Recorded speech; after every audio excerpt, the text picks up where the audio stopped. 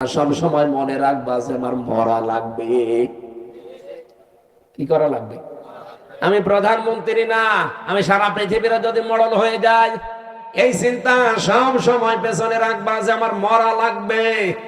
তাহলে দুনিয়ার জীবনটা পরিচ্ছন্ন থাকবে। তোমার মৃত্যুটা এত কঠিন বিষয়,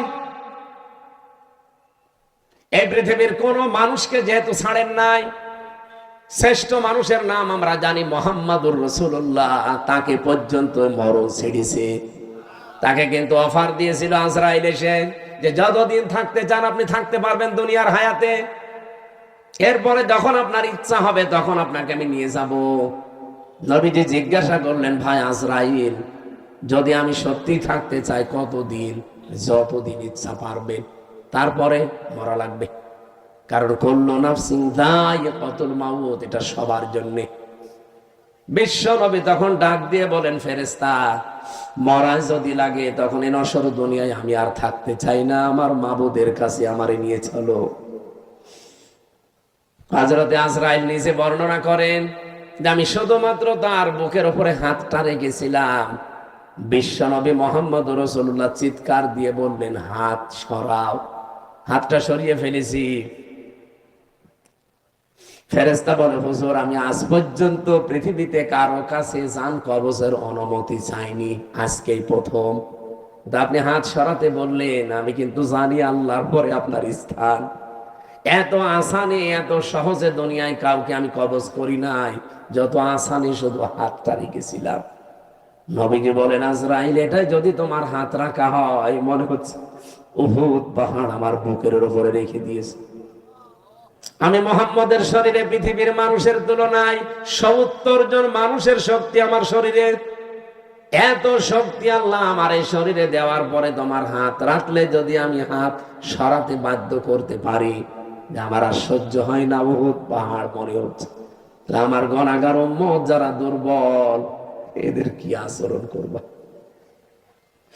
যত কষ্ট আছে দুনিয়াতে মরণের, সব আমার বুকের উপরে আজকে দাও। আমার এতিম উম্মত যারা আমার পরে দুনিয়ায় থাকবে, এদের মরণে এত কষ্ট দিও না। হযরতে আজরাইল ওই দিন একটা গ্যারান্টি দিয়েছিলেন, নবী আপনি চিন্তা করবেন না, আপনার উম্মত যদি পৃথিবীতে কোরআনে কারীমের সূরা বাকারার 255 নাম্বার আয়াত, যেটা আয়াতুল কুরসি, এখানে 10টা ক্ষমতার কথা আছে আল্লাহর। আমি এমনিতে এটা সূরা মুলক পড়ি নাই। মুলক মানে ক্ষমতা, মুলক মানে রাজত্ব। এখানে 10টা বিষয় আছে। এই 10টা বিষয় যদি কোনো মানুষ নিজে পড়তে পারে ফরজ নামাজের পর, আর এই 10টা বিষয় যদি তার প্র্যাকটিক্যাল লাইফে আমল থাকে, এর উপরে যদি জীবন চালাতে পারে, আমি ফেরেশতা গ্যারান্টি দিলাম, মায়ের স্তনে মুখ লাগিয়ে মানুষ যেভাবে ঘুমিয়ে যায়, ঠিক ওইভাবেই সে ঘুমিয়ে যাবে। এরকম মরণ আমাদের দরকার নেই, বলেন? আয়াতুল কুরসিটার আমল চালাবেন, আর আপনি দেখবেন এর ভেতরে কি আছে। আমার যদি আয়াতুল কুরসির আলোচনা আজকে থাকতো, এই 10টা বিষয়ের ক্ষমতার বিস্তারিত বর্ণনা বলতাম, শুধু হাদিসটা বললাম। ফরজ নামাজের পরে সালাম ফিরিয়েই পড়বেন, আস্তাগফিরুল্লাহ, আস্তাগফিরুল্লাহ, আস্তাগফিরুল্লাহ 3 বার, আল্লাহু আকবার 3 বার, আল্লাহুম্মা আনতাস সালাম ওয়া মিনকাস সালাম, এটা একবার। আর আয়াতুল কুরসি কিছু না পড়লেও এগুলো মাস্ট বি পড়বেনই। আর আস্তে আস্তে যদি এগুলো বুঝতে পারেন যে কি বলছে, জীবনে যত বেশি সেট করতে পারবেন আপনার চলার প্র্যাকটিক্যাল লাইফে, জীবন চলার পথে, আপনি দেখবেন আপনার জীবন পরিচ্ছন্ন হতে আছে। ওই যে ফামান সুহসিহা নিন্নার ওয়া উদখিলাল জান্নাতা ফাকাদ ফাজ, আপনাকে সফল আল্লাহ করে দেবে। আস্তে আস্তে জাহান্নামের কাজ আপনি ছেড়ে দেবেন, জান্নাতের কাজের দিকে আপনাকে ঠেলে ঠেলে আল্লাহ দিয়ে দেবে। আমরা এরকম একটা সুখের মরণ চাই। এরপরের শব্দ ছিল আল হায়াতা, আল্লাহ হায়াত বানিয়েছেন। হায়াত কয় প্রকার? পরে কোরআন শরীফ পড়ে আমি হায়াত পেয়েছি 5 প্রকার। প্রথম হায়াতে আমরা যেটা ছিলাম তার নাম আরওয়া, রুহের জগৎ, যেটা হযরতে আদম নবীর পৃষ্ঠদেশ থেকে আমাদের সবাইকে আল্লাহ একদিনে বের করেছেন।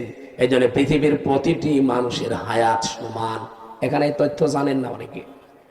দুনিয়ায় যত মানুষের আগে এসেছে, যত মানুষ এখন আছে, কিয়ামত পর্যন্ত যারা আসবে, সবার হায়াত সমান। এদিকে তাকান। সবার হায়াত সমান, আমি আপনাকে একেবারে শেষ পর্যন্ত মিলিয়ে দেব। আদম আলাইহিস সালামের পর থেকে দুনিয়ায় যারা এসেছে তারা 1000 বছর, 950 বছর এরকম হায়াত পেত, তারা ওই সময় থেকে চলে গেছে। এরপরে যারা আস্তে আস্তে সিরিয়ালে আসছে 150 বছর, 200 বছর, 50, 60 বছর পরে পরে চলে যায়, নতুন মানুষ আসে। এই যারা চলে গেল ওরা কোথায় যাচ্ছে? এই যে হায়াত 5 প্রকার বললাম কেন? আল্লাহ পাক প্রথম হায়াত দিয়েছে আলমে আরওয়া, যেটা আমরা সবাই একসাথে ছিলাম। দ্বিতীয় হায়াতের নাম হচ্ছে আলমে বুতুন, যেটা মায়ের পেটে থাকা লাগে নির্ধারিত সময়, সর্বনিম্ন থাকা লাগে 6 মাস, সর্বোর্ধ্বে 10 মাস 10 দিন, ওটা একটা নির্ধারিত। এরপরে আর একটা হায়াত আছে, তার নাম আলমে দুনিয়া, যেটা আমরা আছি এখন। এরপরে সামনে আরো 2টা বাকি আছে। একটা হচ্ছে আলমে বারজাখ, যেটা কবরের জগৎ বলে।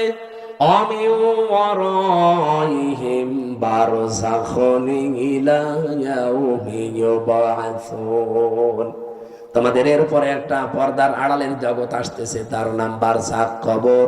এরপরে তোমাদের ওঠা লাগবে আলমে আখেরাত, আখেরাতের জগতে। কয়টা পেলাম জগৎ? বলেন বলেন।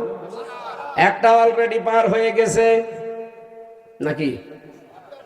2টা পার হয়ে গেছে, একটা আলমে আরওয়া আর একটা আলমে বুতুন, মায়ের পেট। সামনে আর 2টা বাকি আছে, মাঝখানেরটায় আছি।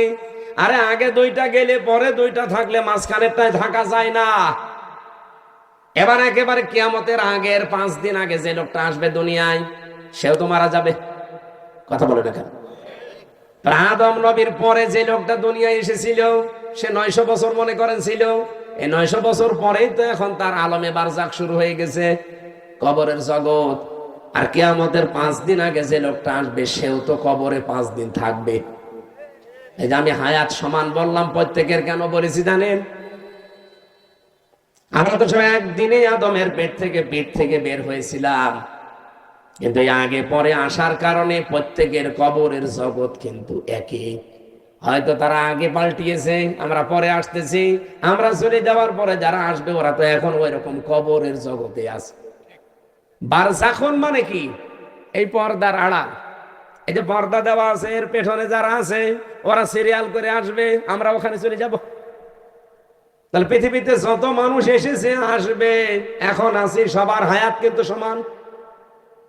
হয়তো দুনিয়ার হায়াত একটু কম বেশি হয়, তা 5 বছর, কেউ 10 বছর, কেউ 50, 100 বছর। কিন্তু আলমে আখেরাতের যে জগৎ, বারজাখের জগৎ, আলমে যেটা ওই যে কি আরওয়ার জগৎ, রুহের জগৎ, এগুলো সবার জন্য সমান। এই 5টা হায়াত আল্লাহ আমাদেরকে দিয়ে বলেন কেন দিলাম? এই মাঝখানের হায়াতটা জানো, দুনিয়ার জগৎ যেটা, লিয়াবলুয়াকুম আইয়ুকুম আহসানু আমালা। আমি আল্লাহ দেখতে চাই তোমাদের ভেতরে এই ছোট্ট হায়াতে সবচাইতে ভালো কাজ কে করে আসতে পারো। আল্লাহ কি কাজ দেখতে চেয়েছেন? আল্লাহ আকসারু আমালা দেয়নি যে বেশি কাজ, না, আল্লাহ ভালো কাজ চাই। বিশ্বের অন্যান্য দেশে ঘুরলাম, তারা যতটুকু কাজ করে কাজটা ভালো করে, এজন্য টেকসই হয়। আমাদের দেশে কাজ বেশি হয়, কাজটা ভালো হয় না, এজন্য টেকসই হয় না। আপনার তো কাজ আল্লাহ বেশি চাই না, দুনিয়ায় কাজ চাই, ভালো কাজ। কি চাই? আল্লাহ জানে আকসার আমালা দেয়নি যে বেশি বেশি কাজ করো না, কাজ আপনি অল্প করেন, কিন্তু কাজটা যেন আরো জোরে বলেন। আহসানু আমালার ব্যাখ্যায় আমি আর একটা জিনিস পেয়েছি।